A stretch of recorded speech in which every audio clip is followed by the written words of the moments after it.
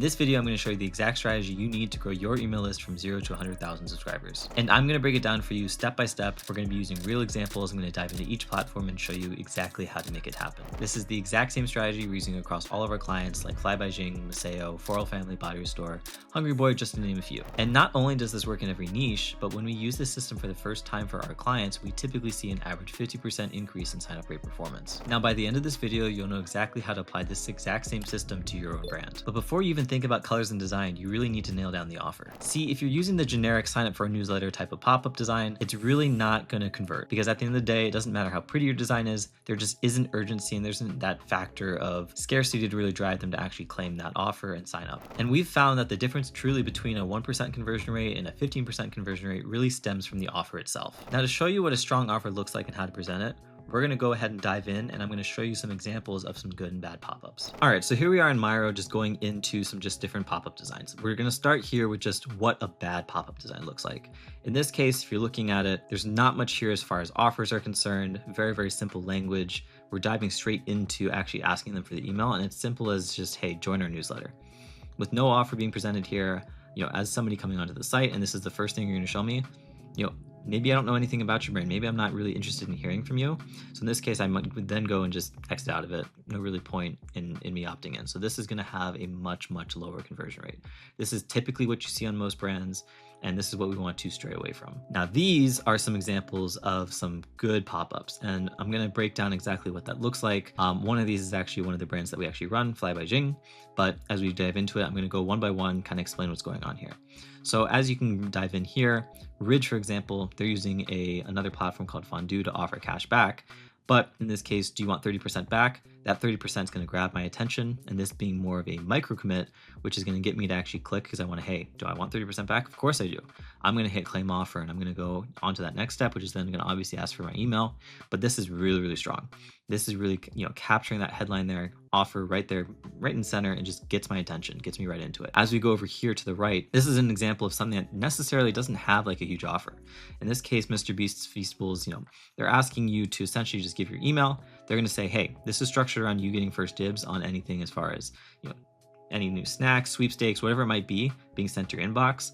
This is a lot better than what we had before, in that, we're still asking for the email, but they're actually, capturing what the actual point of it is. In this case, you're going to get first dibs. So that's a good example of something that may not necessarily have an offer or a dollar offer tied to it, but it is a good thing to at least ask for the email, get them to say like, hey, you're going to get first dibs. If we go over here to DuraDry, this is more typical. You've got 10, 15, or in this case, 15%. So easy to get 15% off. All you have to do is put in your email, hit continue. This is great.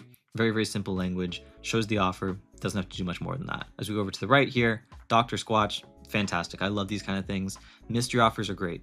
It gives a little bit of gamification into it. You're going to ask the person, hey, select one of these tiles, see what it is as far as your offer. They're going to click on it, gets them to click, really, really good as far as like a micro commit. They're going to click on it, they're going to see their offer. And then from there, they're going to ask for their email. You're going to put it in, and from there, you're going to get like your welcome series. Fly by Jing, one of the brands that we manage. In this case, very, very simple language. You've got 20% off. And then we're going to do some zero-party data collection. In this case, fire, hot, medium, mild, sweet. And from there, we can use that to even segment their emails and get that little bit more personalization. So that's an example and 5 examples of very good pop-ups and exactly why they're good. Now, I know I threw a lot at you there. And just to recap, this is exactly what you need to present a strong offer. Number 1, strong incentives that people actually want to hear. Just like Ridge offering that 30% cash back, they want to get that. They want to click through. That's a very, very strong offer. Number 2, headlines that actually hook people. And just like you're going to see across many, many brands, there's a reason for it. Something along the lines of you've got blank percent off. That's a great headline. It's very, very cut and dry, very, very simple, gets right to the point, gets their attention, and gets them right to it.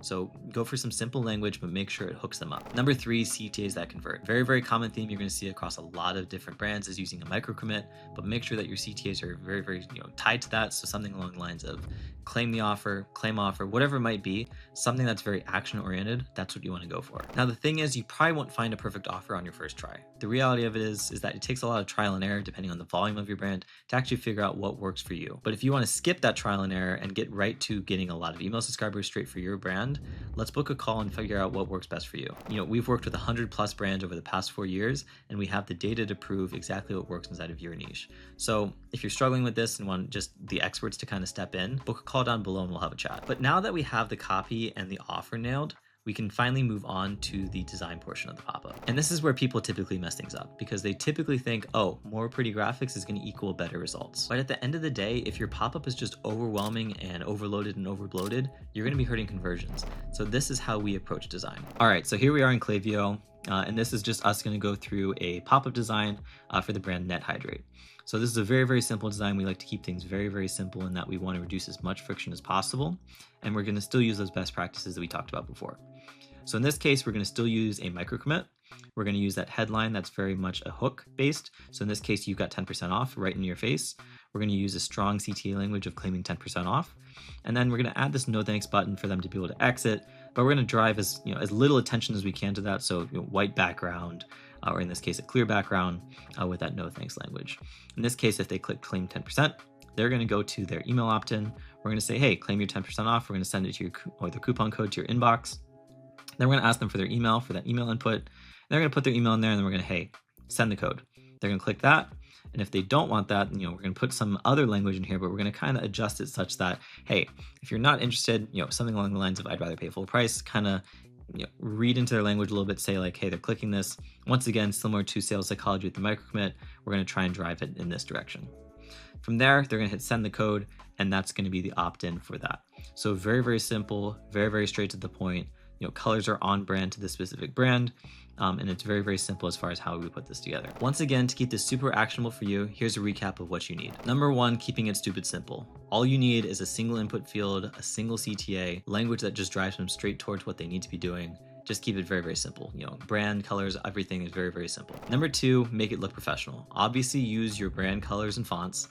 Add your logo for trust. Make sure and use white space as your friend because we want to make sure nothing's too crammed, and always design for mobile. At the end of the day, most of your traffic is going to be coming through mobile. So it's designed for that. Make sure it looks good. Make sure it doesn't look too crammed again. Number three, remove all friction. Make sure that you can find that exit button, but don't make it too easy to find. Keep loading times fast. Make sure that any CTA actions that you're using, make it clear to the reader what is going to happen next. And then also make sure that we're not asking for too much info. At the end of the day, a simple collect the email is all we really need. Make it as easy as possible. Remember though, that none of this matters if your timing is terrible, because if the pop-up comes too quick, then it feels transactional. But if it comes too late, or it should appear too late, then the person may never see it. So here's how we approach pop-up timing. All right, so here we are back in Klaviyo, just going over specifically timing. So when it comes to timing, use time delays that make sense. So in the case of time delays, I typically start with something between 8 to 10 seconds. It gives people to actually time to read the content when they first get onto site, but it's just something that we have to test potentially. So I always start with 8 to 10 seconds. You may test 15, 30 seconds, but whatever it is, I always like to start a little bit quicker. The second one that I like to use are specifically scroll indicators that indicate some form of interest. 30% may be a little heavy. We could go up to 50%, but something like that is going to allow us to actually target people who are actually going through the content a little bit quicker. Now, obviously, mobile users are a little bit quicker about going through different things, but it's something that we should still keep an eye on. Obviously, different pages may require different kinds of content being scrolled down, and you can get into that type of hyper-personalization, but for the case of this, 30 to 50% is a good place to start. Finally, a big one to use is obviously exit intent. Exit intent saves things from specifically bounces in this case, somebody's going on to site and then immediately leaving.